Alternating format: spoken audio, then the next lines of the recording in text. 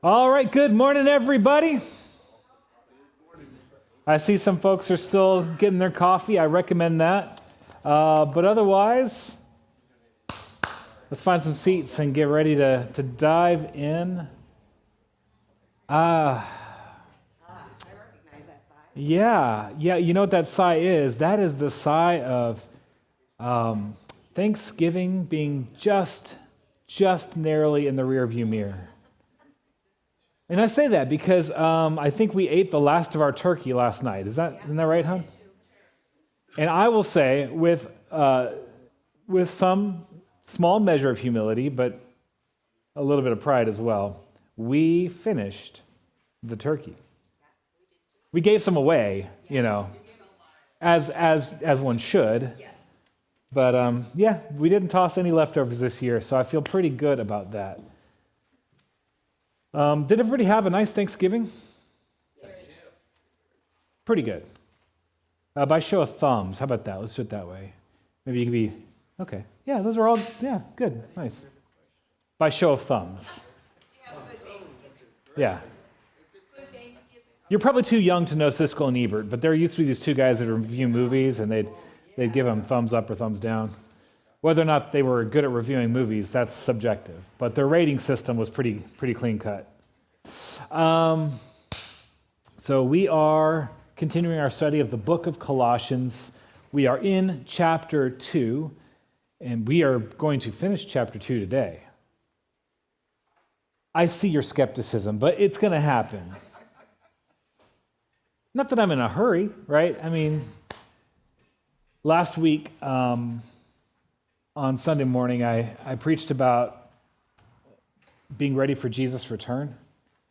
And one of the questions I posed to you all is, well, what do you want to be doing when he shows up? What do you want him to catch you doing when he comes back?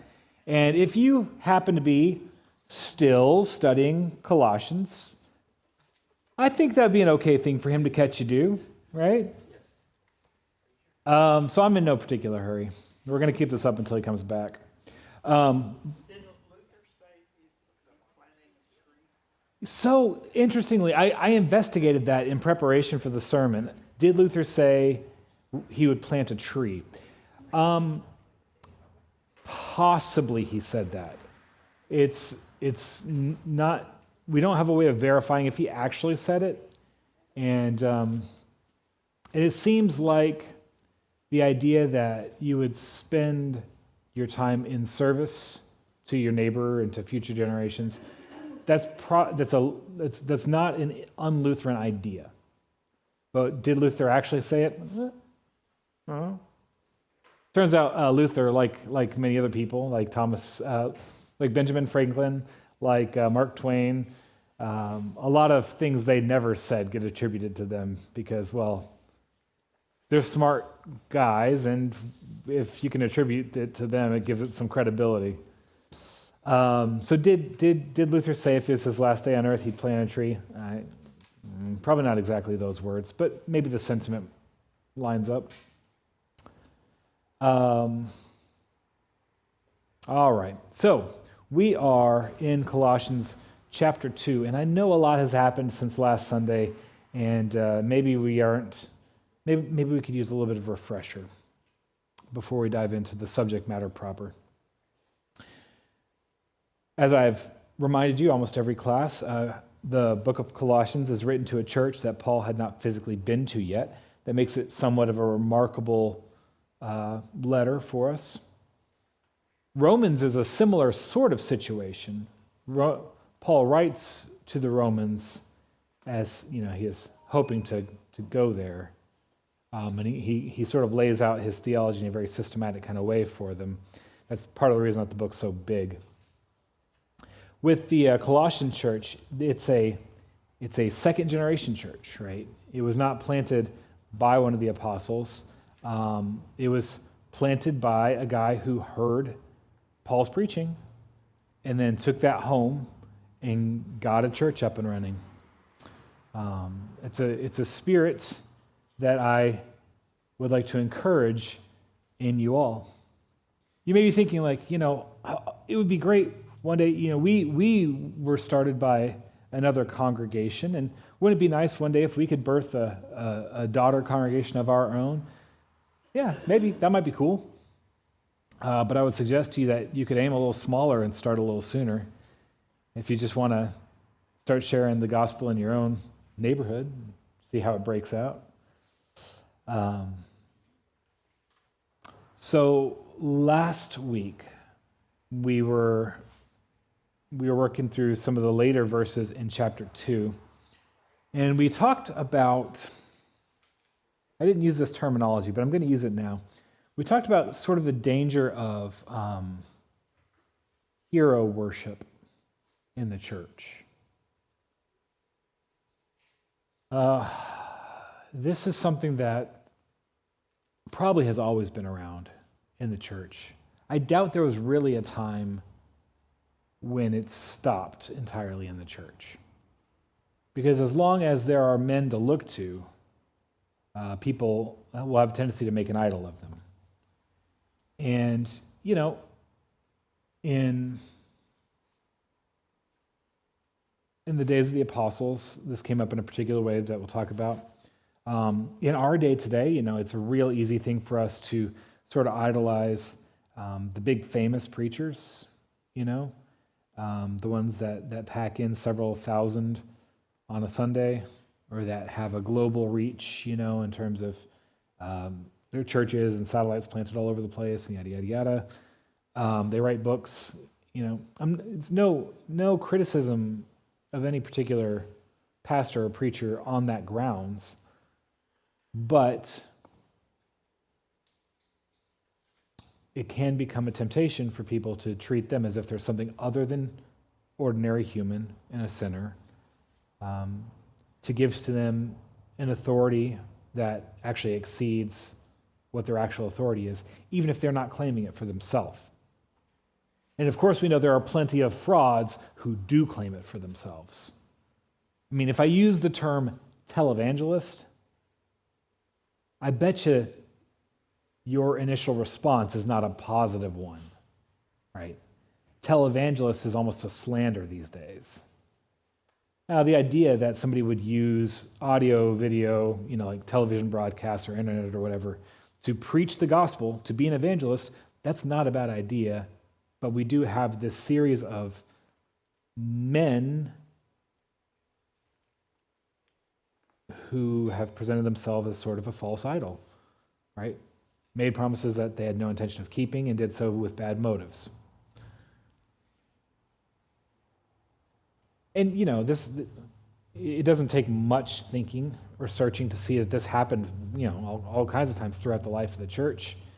You think back in Martin Luther's day about how the clergy kind of strutted around and pretended to have a sort of holiness that really their life didn't bear out.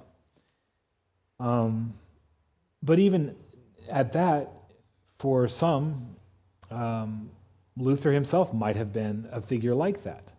Now, that would have been of great consternation to Luther himself. After all, he didn't want the church named Lutheran, right?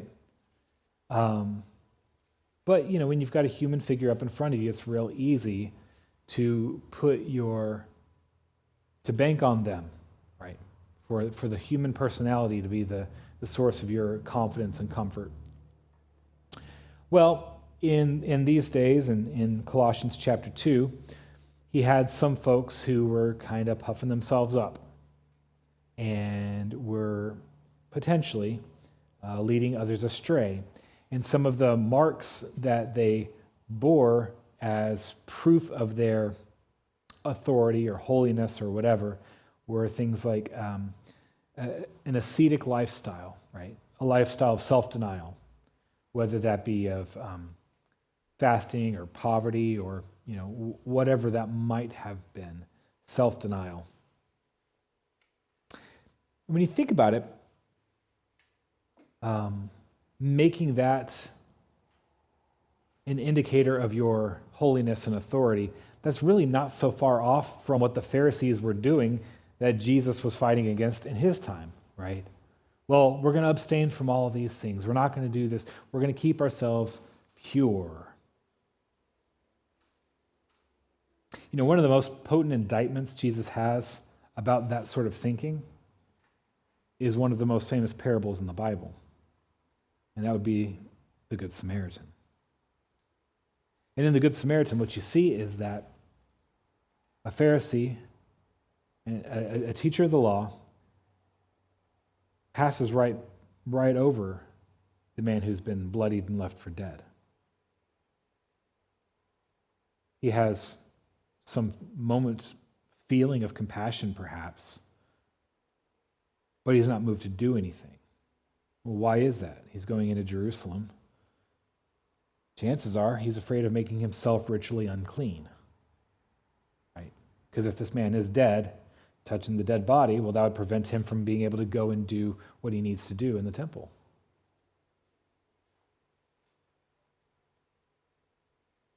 Jesus in that story is showing that, the calling of righteousness is not about abstinence. It's about fulfilling God's will. It's about love and compassion. So there are these people who have this ascetic lifestyle that they're taking pride in. And furthermore, maybe on a related note, maybe not, but probably, they're claiming to have these visions from God. Now, it is possible that they genuinely believed they had them. It is also possible that they're just claiming to have had them to forward their own agenda. The Bible, this passage doesn't tell us whether or not the people speaking them believed it. And it's probably a mixed bag. But what's at issue here is that even though they believed they had received visions from God, they in fact had not. Not because God doesn't give visions, right? But because the result of those visions is being puffed up, being divisive, and superseding Christ. If your private revelation from God runs contrary to what God has said and revealed about himself, guess what? It's not from God. You might have had a vision, but God is not the author of it. It could be your own deluded, sinful flesh. It could be from something even more diabolical, right? And that's why I made a point of this last week. We talked about it some. I'm not going to rehash it all today. But that's why when you think you've received a word from God, you should test it. Test the spirits is what we talked about last week, which means holding it up against the explicit word of God that you have in a nice pink and purple case right there, right? You test it against the word of God and engage in Christian community where other believers are also going to be praying for you and serve as a sounding board for you, right? Today I want to move on, although we're not going to move past because we're going to have to revisit some of these verses as we get into the next. But we're going to, we did 16 to 19 last week. We're going to do 20 to 23. But because I want it fresh in your mind, I will read 16 to 19. And when I stop, I want somebody else to pick up 20 to 23. Deal? Here we go. Colossians Chapter 2. Therefore, let no one pass judgment on you in questions of food and drink, or with regard to a festival, or a new moon, or a Sabbath. These are a shadow of the things to come, but the substance belongs to Christ. Let no one disqualify you, insisting on asceticism and worship of angels, going on in detail about visions, puffed up without reason by his sensuous mind, and not holding fast to the head, from whom the whole body, nourished and knit together through its joints and ligaments, grows with a growth that is from God. Verse 20. Go ahead. With Christ you died to the elemental spirits of the world. Why, as if you were still alive in the world, do you submit to regulations? Do not handle, do not taste, do not touch, referring to things that all perish as they are used, according to human precepts and teachings. These have indeed an appearance of wisdom in promoting self-made religion and asceticism, and severity to the body, but they are of no value in stopping the indulgence of the flesh. Great. All right. So, how would Paul respond to the idea that Christianity is a set of principles to live by? Can Christianity be distilled down to a list of do's and don'ts? If not, what is Christianity? Let's take that a piece at a time. Can Christianity be boiled down to a list of do's and don'ts? No. When we talk about a list of do's and don'ts, what's our Lutheran way of labeling that? Yeah.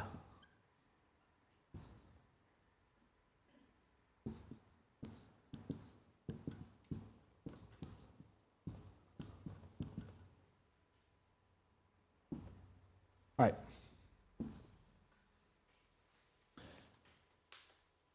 Now, any self-respecting Lutheran will know that this is not a complete picture of Christianity. Right? What are we missing? Gospel. But I would suggest that even that is too small a picture to really grasp hold of this whole thing.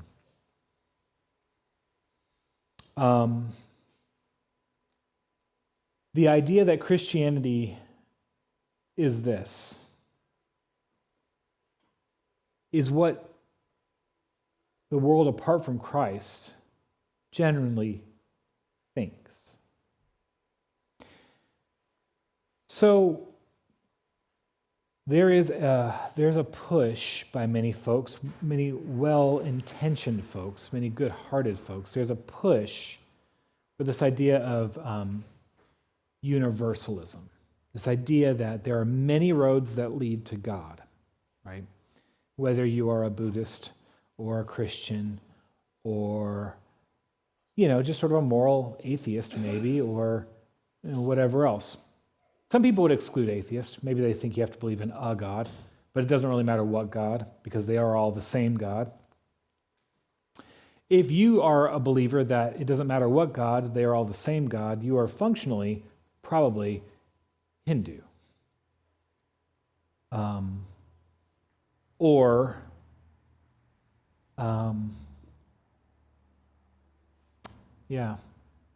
would say Hinduism is the world religion that probably most tightly corresponds to that idea. That is not a Christian or even a Jewish idea at all. As you read through the Old Testament in particular, one of the most important passages in the Old Testament to Jewish people throughout history, including up to today, is called the Shema. It says, "Hear, O Israel, the Lord your God, the Lord Achad," right?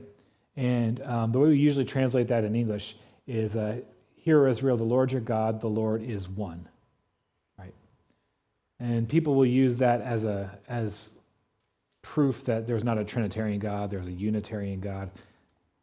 That misses the point entirely. Plus, as a Trinitarian, I can also say the Lord is one, right? 3 in 1. But there's a different way that you can translate achad, and it might even be a better way. "Hear, Israel, the Lord your God, the Lord is alone." I don't know how much my parents knew when they named me about Hebrew, but I doubt that they knew very much about it. But I actually am quite fond of my name, not because it's mine, but because it's a rhetorical question. And not many people have a rhetorical question for a name, so I feel that that's a pretty special thing. My name is Michael. The Hebrew way of saying that would be Mikael, which is, it's a question.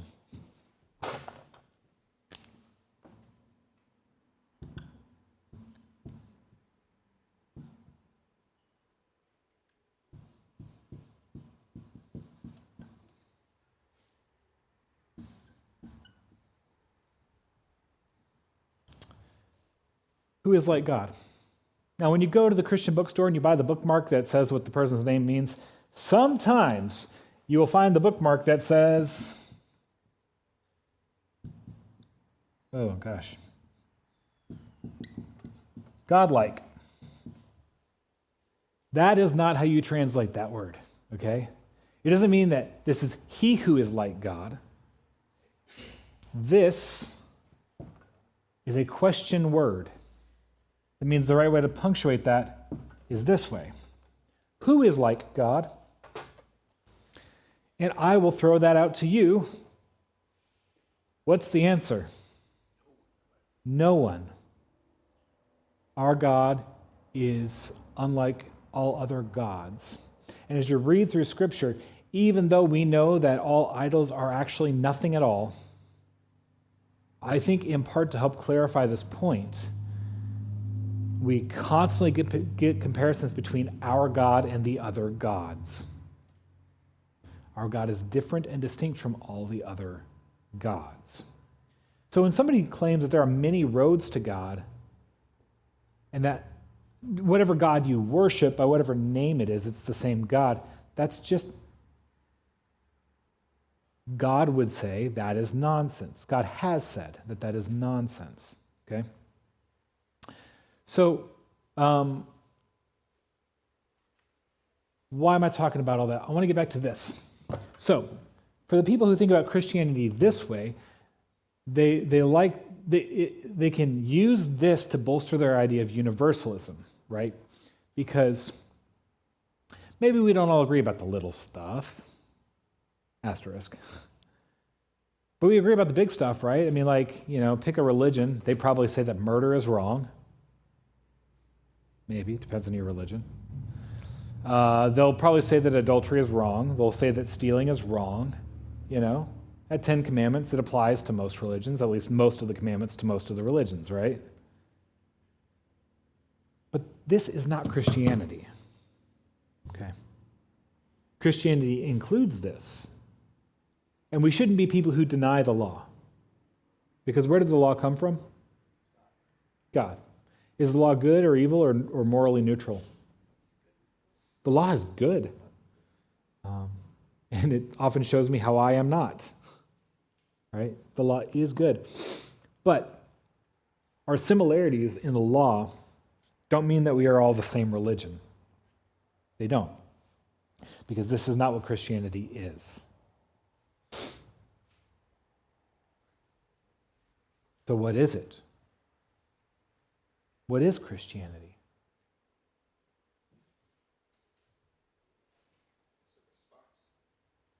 It's a response. To what? The grace of God in Christ reconciling the world to himself. Okay, so Christianity is a response to the grace of God. Perhaps. Certainly this, for the Christian, is a response. 100%. But let's just say that, somebody who's never heard of Christianity, I won't say an alien because I think that there's just too many things to explain at that point.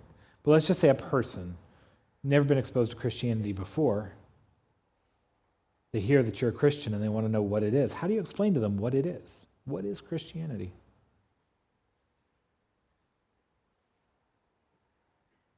I think none of us can live truly by the laws. Sure, yeah. And I think what Christianity does for us, which the other religions don't, through Christ, we know that although we cannot follow the laws and all the do's and don'ts that God laid down for us because we are imperfect and can't, Christ said, you are imperfect, but you are forgiven. Mm. And as long as you ask for forgiveness through the Son, then God can overlook some of the great errors that we do. All right. So grace is a component of it, for sure. Yeah. I'd like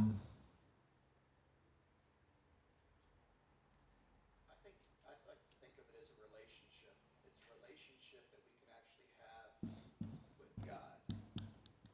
And it's through all these different, things that were already mentioned, but it's a relationship with God that wouldn't be there if it were not for Christ. Relationship with God. I think that's good as well. Is Christianity a religion?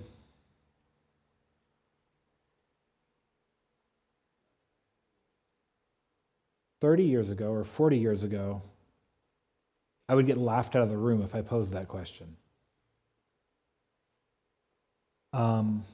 It's become sort of a trendy thing, I think, amongst many Christian churches to draw a distinction between Christianity and religion.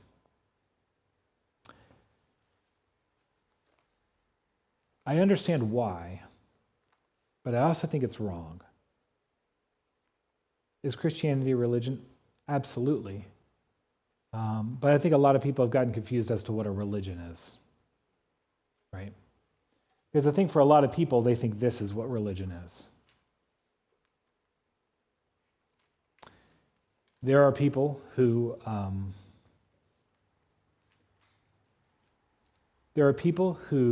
exercise religiously. There are people who drink coffee religiously. There are people who watch Friends religiously. Okay? What does that even mean? Well, what it means is it's a deeply ingrained part of their life, so much so that it is a way of living. It is a way of life, right?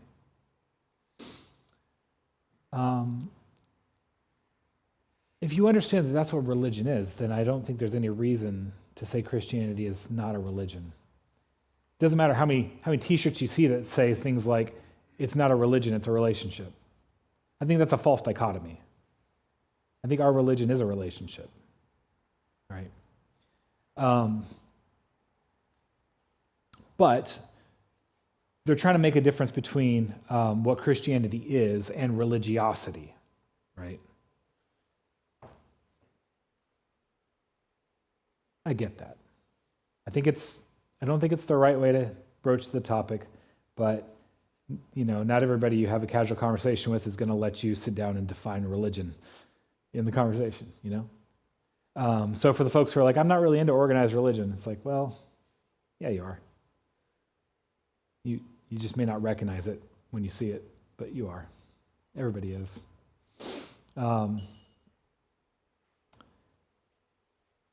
What is Christianity? Glenn says it's a relationship. I think that's right. You could even say it's a state of being, right? Christian is just what you are. It's not what you do, it's just what you are. Emmanuel said it's a response to God's grace, and I like that too. So, like, when you properly understand Christianity, it's not unlike being born. One might even say it's like being born, a second time. Somebody might say that in the Bible a few times. And that metaphor, which is only barely a metaphor, really bears some thinking through because, I don't know how many times you've heard those words or heard your Reformed friends talk about being born again and just accepted it without thinking it through. In this season of Advent, as we're looking forward to the birth of Jesus Christ, we should be thinking about new life and birth. When a child comes into the world, that child didn't really put much effort into the whole thing. That child didn't make any decision to be born, right? It's a gift. God gave life to that baby. God grew that baby. Now, of course, a baby can create all sorts of obstacles and hurdles. A baby can have issues, right? But the long and the short of it is, life is its state of being. It just is. And it is that because it was made that way by things beyond its control. We're not born into just any old family, though. In Christianity, we are born into God's family, right? And a whole cluster of realities come along with that. We should probably keep moving because it's half an hour in and we got like 4 questions to go. All right, so if this is not what Christianity is, does it still have a place? Or, to put it differently, What is the point of ritual? What is the point of special holy days for the Christian? He talks about that in verse 17 exactly. What is the point of these things? I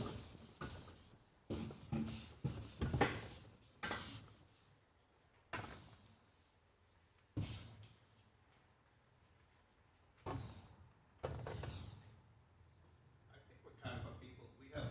We have kind of like rituals we celebrate. We just kind of like for me, like football season, I'm kind of more happy. Like so, I'm happy in the fall, ends in January, and then I become sadder in the spring because I don't really have anything to watch on Saturday afternoon. Yeah. But I mean, I think we have those patterns in our life that kind of we celebrate. We kind of. So I think what God is telling us, this is the patterns that for commemoration make this a part of your life, basically. Or the church did through the Advent season. Yeah. Any other thoughts? Particularly look around verse 17. See what it has to say in Colossians about this idea of holy days and rituals and stuff. Yeah. I guess you say that we'll talk Christian, holy days or celebrations, I would say, because it basically reminds us of what Christ did for us. Good. It's a reminder, because people have a tendency to get lackadaisical about things. So let's bring it out and let's remind them, this is what is Christmas? Hey, Christ was born. Right. These things serve as reminders. That's good. And in fact, that's such a strong answer that we can point back to when God gave many of these rituals, right? So as God gave the festival of booths, as he gave the festival of Passover, as he gave each of these holy days, right? He said that as you do them, remember, right? Remember your time in the desert. Remember how God brought you out of Egypt. Remember these specific things about it. The verbiage used here in verse 17 is that these things, these rituals, these festivals, all that kind of stuff, these are a shadow of the things to come. Now, we just said remember. How is it a shadow of things to come? Well, it really helps to understand how the history of God and his people work. Everything before Christ points to Christ. Right? The temple that Solomon built points to Christ. The Ark of the Covenant points to Christ. The Exodus points to Christ. In fact, the Exodus, who led the people out of Egypt? Moses. Who led the people into the promised land? Joshua. Yes. Now, Joshua, of course, is a Hebrew name that we have taken into English. If you were to say it in Hebrew, do you know how you say it? Yeshua. Now, Jesus, of course, is a Greek version of a name. Do you know how you say the Hebrew version? Yeshua. It's a name that is given to Jesus, the name that is given to the Son as he makes his entrance into humanity. Gabriel delivers this explicitly. You shall name him Jesus. You shall name him Yeshua. Now, why? Well, Joshua brought the people into the promised land, but not fully. Now, the people in that day, in that generation, they probably thought it was fully. Did they get to keep it? No, they got there, they had a struggle, they had a fight, and ultimately they were conquered and they lost it all over again. Because the promised land of Canaan was not what God intended as the promised land. But that was well beyond what they could picture at the time. This idea of the Exodus and the Promised Land, these things are not the end all. They're not the pinnacle. Even though for many Jewish people in Jesus' day and maybe even to today, they look at those things as being the pinnacle. But God's intention is, no, that's a taste. It's a picture of what's to come. It's not the full reality, because the full reality is going to come when? With whom? With Christ. So all of these festivals that are meant to help remind people of God's promises, remind people of God's deliverance, He's not reminding them so they can think back on the good old days. He's reminding them so they can look forward to the good old days that are yet to come. And he says, all these things are good because they point to Christ, but they can't take the place of Christ. I would suggest to you, and I am biased. I'm a Lutheran pastor, and that shapes my thinking in these things quite a bit. We, look at this beautiful blue, thank you, Rich, beautiful blue parament we have here. This wasn't here last Sunday. Last Sunday, this was white.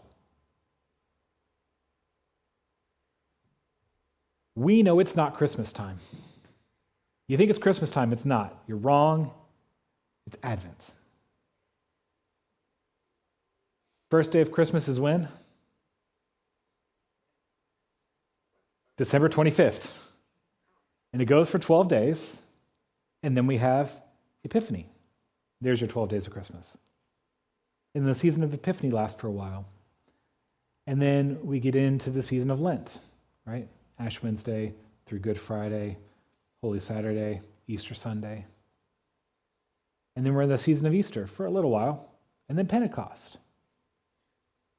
We, because of the kind of church that we are, we keep this calendar. A friend, you guys have met Rosanna. She's the one we baptized her little baby about a year ago. She sent me a text this morning that said, Happy New Year. Right? Because she's clued in. She knows this is the start of a new church year.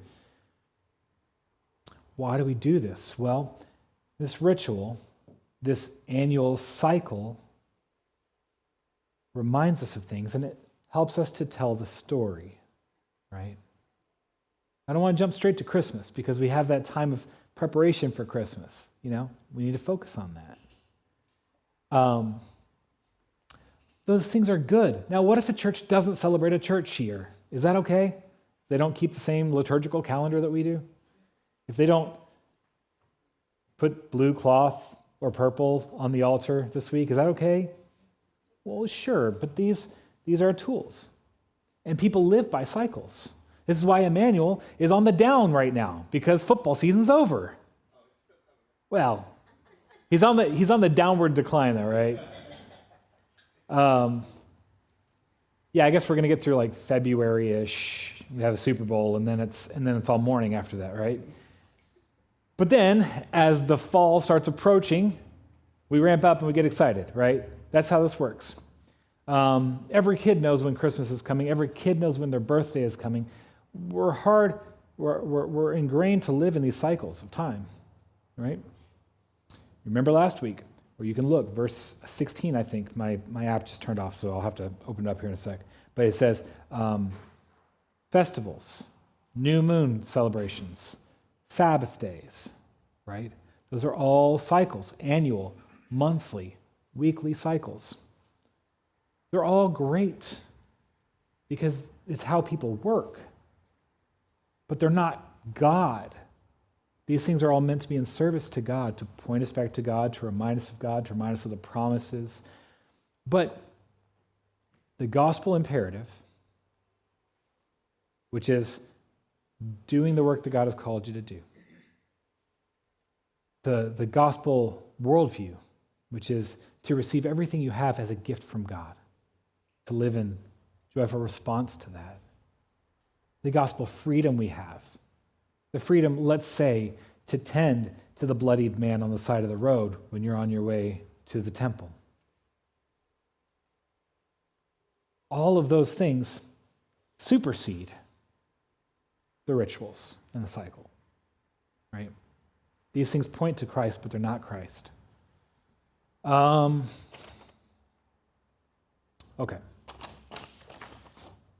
In this section, we've read about Christian freedom and the dangers of judging one another. Is there a place properly for Christians to judge others?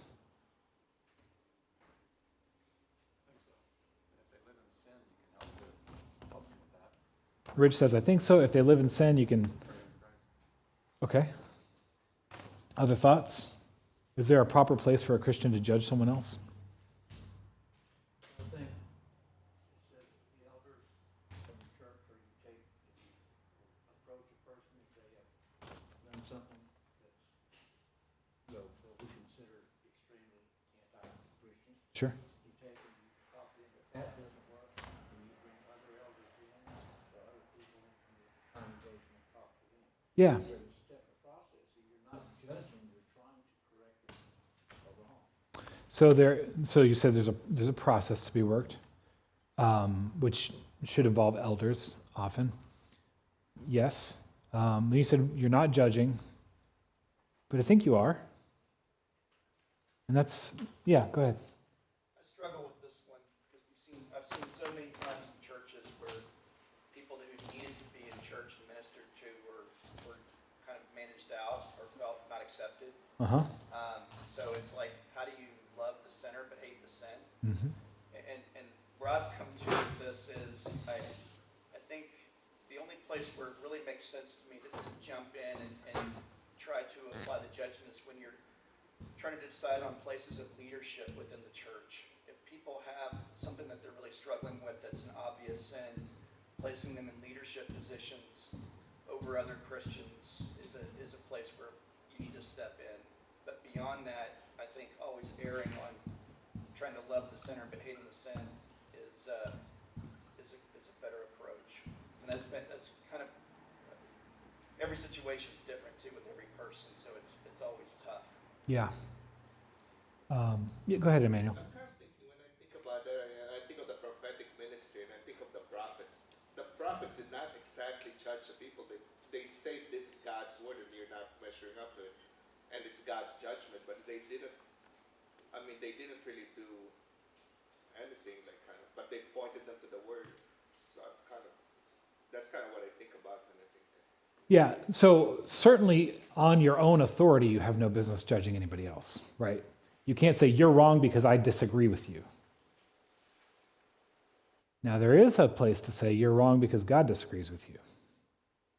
If you say that, you better be darn sure that he does. These are the words of Jesus, judge not lest you be judged by the same measure. I mean, it might be phrased slightly different, but this is every beat of the thought, right? Remember, this is the same Jesus who says, don't worry about the speck of dust in your neighbor's eye when you've got a whole plank in your own eye, right? Here's the thing. I don't think that this is meant to be an absolute. You should never judge. But rather, he's saying, when you judge, you will be judged by the same measure. I think there is a good context.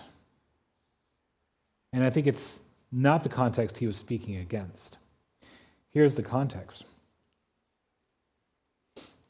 When we love one another and when we are humble, I think there is room for this to be healthy. Right? So, if I love you and I think that you are straying, or possibly sinning and unaware of it, I think there's a way to speak the truth in love, right? To pull you aside and say, hey, brother, hey, sister, do you know that you are sinning? This is particularly acute, and this is what you were talking about, if your sin is against me. But understand that when we make that move, we also ought to be open and soft-hearted enough to hear back. Yes, well, are you aware of how you're sinning? Maybe not, but thank you. Now I can repent of it. We cannot do this if we are in an environment of people who are full of pride and insistent on being right.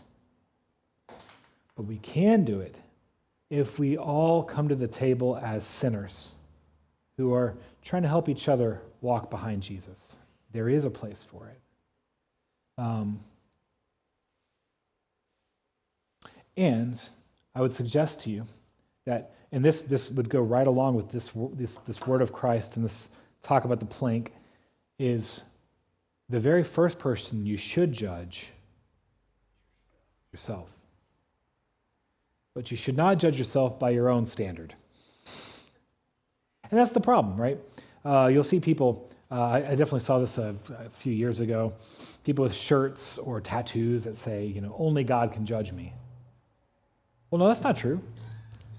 That's not even close to true. But the reason you have that tattoo most likely is because you just don't want to hear it from anybody else, right? And if you were to hear what God has to say, there's a good chance you would disagree. So it is true, right, that ultimately God is the judge.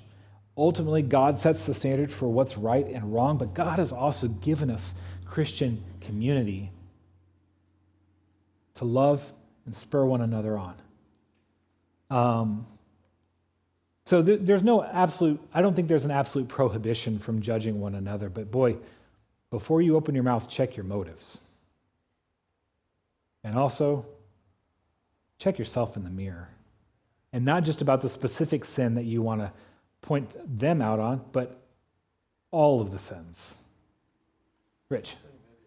Maybe a better word might be recognize somebody else that's in sin and then pray for them. Yeah, well, see, the thing is, when we use this word, just like when I was talking about religion being tied to religiosity, when we use this word, it's often tied to judgmentalism.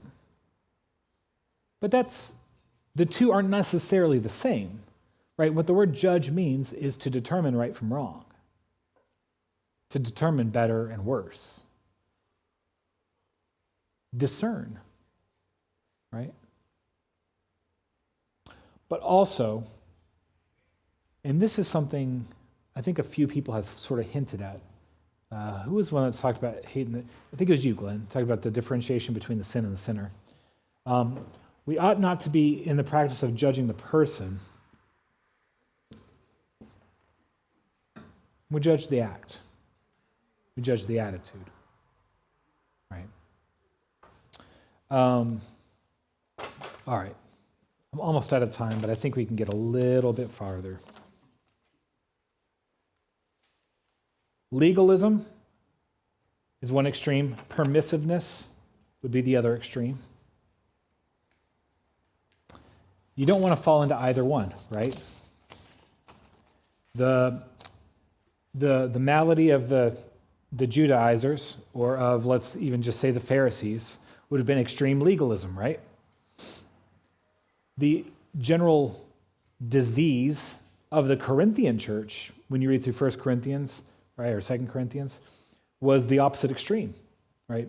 They had like sexual immorality in their church, and they sort of touted that as a good thing, because it's like, hey, look, Jesus accepts everyone. Well, yeah, he does. See, we've got these people who are in adult. No, stop, right? You've screwed it all up because you have mistaken grace for permissiveness, right?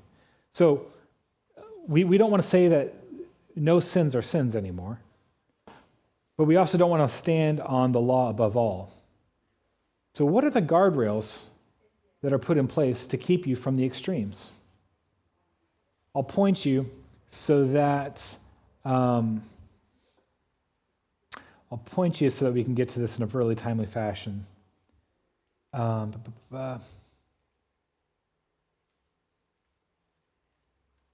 He talks about, let's look at verse 19 in particular. Holding fast to the head. Who is the head? Christ, holding fast to the head, from whom the whole body, nourished and knit together through its joints and ligaments, grows with a growth that is from God. The best guardrail you have against avoiding extremes, particularly of too much law or too much license, shall we say, the unfailing guard you have is the person of Christ.